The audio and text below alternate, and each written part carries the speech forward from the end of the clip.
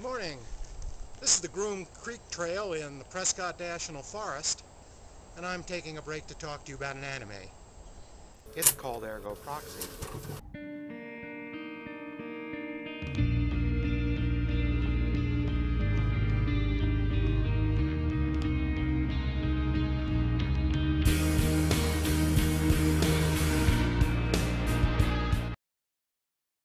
Ergo Proxy is a just-finished sci-fi anime from Genian.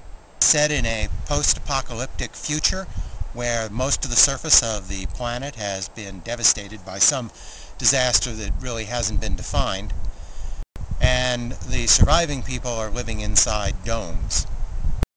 The domes are high-tech affairs, and at least above ground they have gleaming shopping malls and tall office structures all in this enclosed space.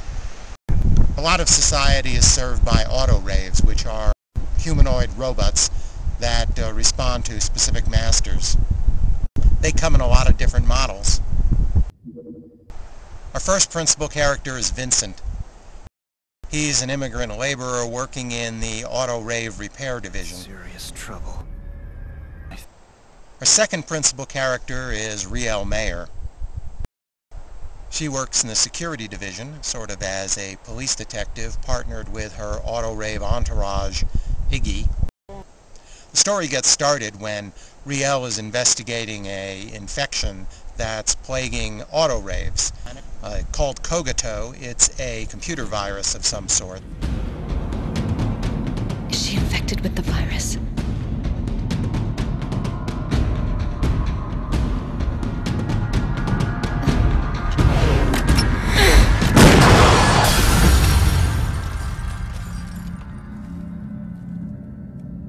Riel, what happened? Target, single kill, confirmed. Riel is trying to find the source of the virus. She runs into Vincent because he's an auto-rave repairman. Entourages will always be auto-raves and nothing more.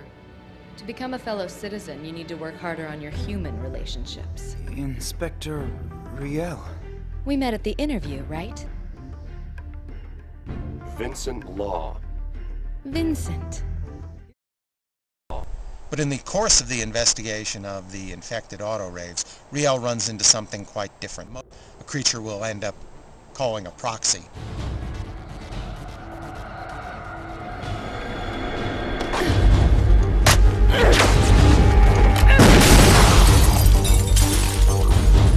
What was that? The last of our characters is going to turn out to be Pino. She's a auto-rave made as a child substitute for wealthier couples. Through a complicated series of events, Riel is going to end up following Vincent. For the first 8 or 10 episodes, Vincent and Riel are going to have two entirely separate plot lines, but then they'll eventually merge together as Riel sets off to follow Vincent and Pino, who's tagging along on a really long trip using a sort of levitating sailboat for travel. Now, the story has some very interesting sci-fi touches, and I enjoyed a lot of it. And the plot's also sort of intriguing. The problem is it gets bogged down. First of all, there are a couple of episodes that simply waste time. And secondly, there are 4 episodes that are dream sequences or entirely in someone's head. Riel and Vincent end up thinking they're on a game show. Vincent, what the hell's going on? Riel ends up thinking she's inhabiting Vincent's body. Pino, who's an auto-rave, ends up having an hallucination that she's in Disneyland. I also heard he's got writer's block. And Vincent ends up browsing through a bookstore that he simply finds sitting in the middle of the wilderness, inhabited by a strange old man who pours him a nice warm cup of tea. Well, actually, I think I'm lost.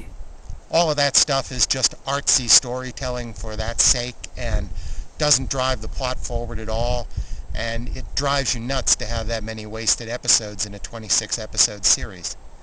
But if they compressed it down to a 3-hour movie, there's probably some interesting stuff here.